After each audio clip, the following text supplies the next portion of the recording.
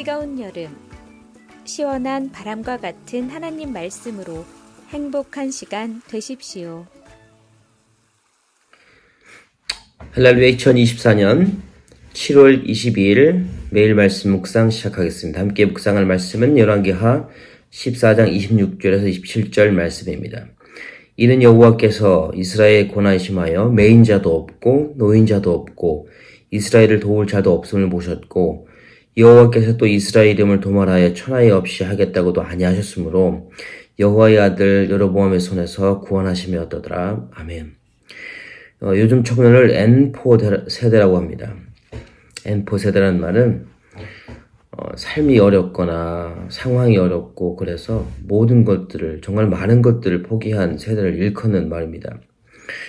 취미를, 결혼을, 연애를, 꿈과 희망을, 내 집 마련을, 인간관계를 이런 것들을 계속 포기하는 세대가 N4 세대라는 말입니다. 이유는 막대한 스트레스라고 합니다. 수입이 적어서 모아놓은 돈이 없어서 시간적인 여유가 부족해서 포기하는 게 편해서 우선순위이 밀려서 이런 것들이 자꾸만 스트레스가 되어서 삶을 포기한다고 합니다. 참 슬픈 일인 것 같아요. 그런데 이런 생각이 들더라고요. 청년들이 포기하는 이유가 세상에 정말 희망이 없어서일까? 할 게 없어서일까? 과연 그럴까? 우리 삶이 무너지는 이유는 포기하는 이유는 삶에 희망이 없어서가 아닙니다. 우리가 희망을 놓았을 때 우리 삶은 무너지게 됩니다. 삶이 아무리 어려워도 스트레스가 많아도 우리 삶 가운데서 희망을 끈을 놓지 않고 살아가면 결국 우리는 이 어둠을 뚫고 나갈 수가 있습니다. 하지만 어느 때는 우리가 이렇게 희망의 끈을 놓지 않고 최선을 다해 살아감에도 불구하고 희망을 잃어버리거나 혹은 희망을 이루지 못할 때가 종종 있습니다. 왜냐하면 희망 자체가 사라지는 경우가 있기 때문입니다. 예를 들자면 입사를 희망하는 회사가 막 사라진다거나 아니면 교제하기를 희망하는 누군가가 다른 곳으로 간다거나 이렇게 우리 희망이 흔들리고 사라지는 경우가 있습니다. 때론 우리 자신이 희망을 더 이상 붙들 수 없는 상황이 될 때가 있습니다. 건강을 잃거나 또 말 못할 사정이 있거나. 그렇게 우리가 믿는 희망들, 우리가 바라봐야 될 희망들은 마냥 안전하지만은 않아요. 설령 우리가 희망을 잃지 않고 붙든다고 해도 어떤 상황에서는 절망하고 포기하게 된다는 것이죠. 왜냐하면 특별히 우리가 바라는 희망은 결국 흔들리는 세상에 기초하기 때문에 그렇습니다.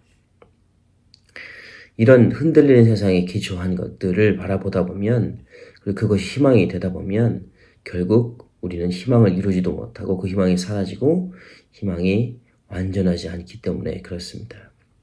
하지만 우리는 희망이 아닌 다른 것을 보고 있습니다. 하나님입니다. 이 하나님은 우리가 바라보는 세상적인 희망과 전혀 다르신 변함없고 우리를 포기하지 않는 그리고 우리를 여전히 붙드시고 계시는 하나님이십니다. 첫 번째, 우리가 일반적으로 바라는 희망은 변하기 쉽습니다. 그러나 우리가 믿는 하나님은 결코 변함이 없으신 분이십니다. 우리가 바라는 희망은 변합니다. 이미 말씀드린 대로 상황과 환경이 변하면 우리가 믿는 희망은 사라지게 되죠. 더욱이 우리 마음이 쉽게 변하게 됩니다. 그러면 이때 어김없이 희망 또한 변하게 됩니다. 하지만 우리가 바라보는 우리 하나님은 변함이 없으십니다. 야고보서 1장 17절은 다음과 같이 말합니다.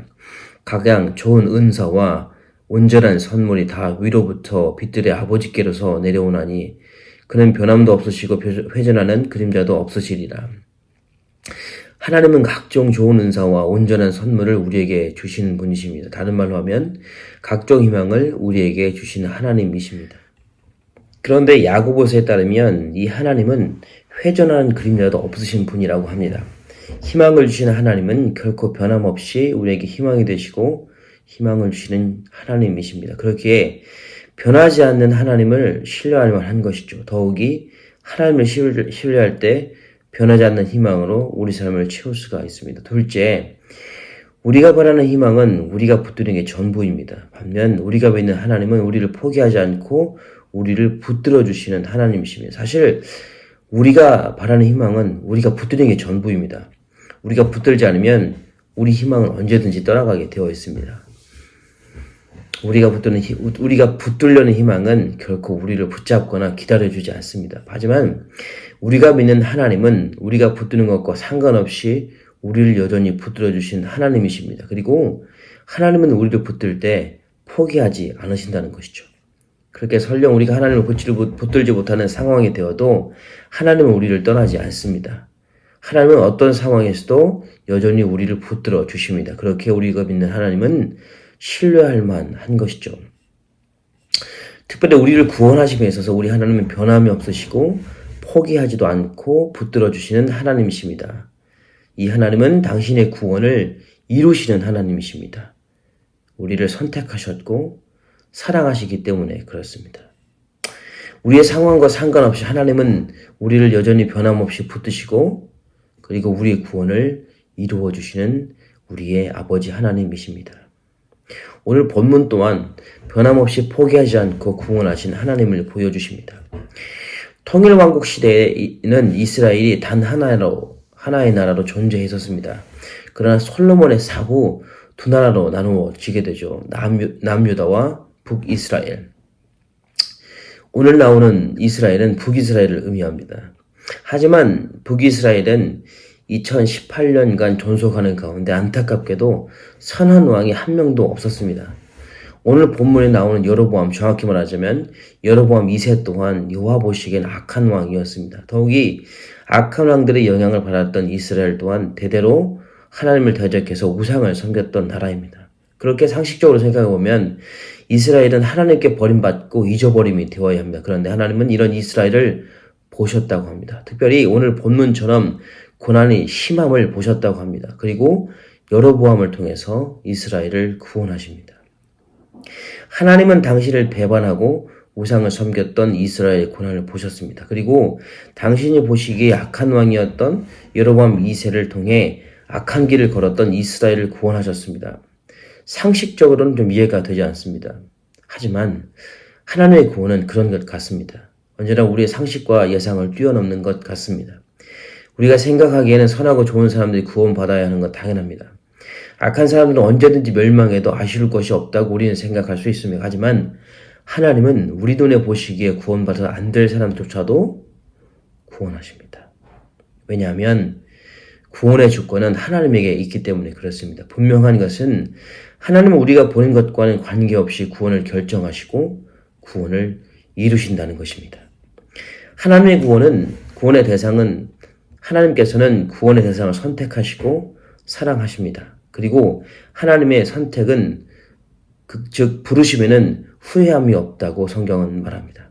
그렇게 하나님은 우리가 보기에 어떠하든 당신이 선택하기로 한 영혼을 선택하시고 구원하시기로 결정하시고 그리고 그 영혼을 구원하십니다. 에베소서 1장 4절에서 5절은 다음과 같이 말합니다. 곧 창세전에 그리스도 안에서 우리를 택하사 우리로 사랑 안에서 그 앞에 거룩하고 흠없게 하시려고 그 기쁘신 뜻대로 우리를 예정하사 예수 그리스도로 말미암아 자기의 아들들이 되게 하셨으니 하나님은 우리를 택하셨고 우리를 당신의 아들로 삼아 주셨습니다. 구원은 하나님이 우리에게 주신 선물입니다. 그리고 이 구원은 변함없는 완전한 것입니다. 왜냐하면 변함없으신 하나님이 여전히 우리를 붙들고 그 구원을 이루시기 때문에 그렇습니다. 그렇기에 우리에게 필요한 것은 이 구원의 하나님을 바라보고 포기하지 않는 것입니다. 사실 우리가 삶에서 무너지는 이유는 우리가 하나님을 바라보지 않고 변하기 쉽고 헛된 세상의 희망을 바라보기 때문일 것입니다. 우리가 삶에서 무너지는 이유는 구원의 하나님이 아닌 세상의 걱정과 염려들을 붙들고 살아가기 때문일 것입니다. 오늘 하루도 하나님을 꼭 붙드시길 주님의 이름으로 부탁드립니다. 하나님의 구원을 흔들리는 세상의 희망이 아니라 믿음으로 바라보고 신뢰하시길 주님의 이름으로 부탁드립니다. 그리고 구원을 이루시는 하나님의 역사를 기대하며 살아가는 복되신 주님의 교회 성도님들 되시길 주님의 이름으로 축복합니다.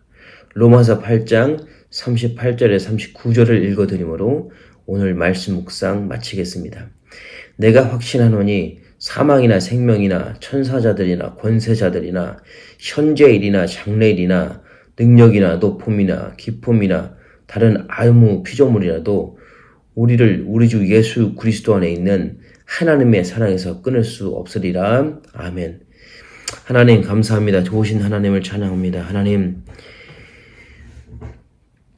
우리는 세상 사람들은 그 세상에 헛된 희망을 바라보며 그럼에도 불구하고 그 희망을 포기하지 않고 살려고 아둥바둥 그렇게 살아가고 있습니다. 그러나 우리는 압니다. 그 희망이 얼마나 헛된 것이며 무너지기 쉬운 것이고 사라지기 쉬운 것임을.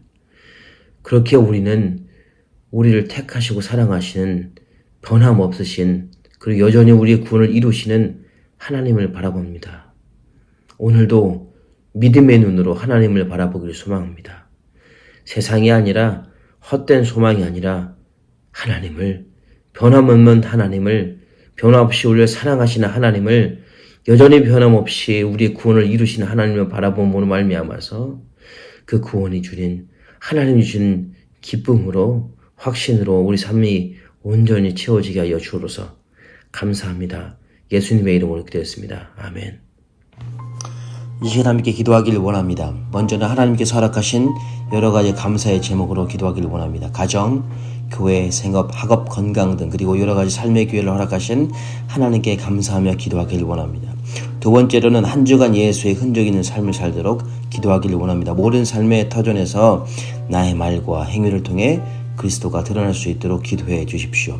세 번째는 코람데오, 즉 하나님 앞에 삶을 살도록 기도해 주시기를 바랍니다. 마지막으로는 선교사님들 위해 기도하기를 원합니다. 전원주 태국 선교사님 임도마, 아프간 선교사님 김창현, 브라질 선교사님을 놓고 우리 함께 기도하기를 원합니다. 기도하시겠습니다.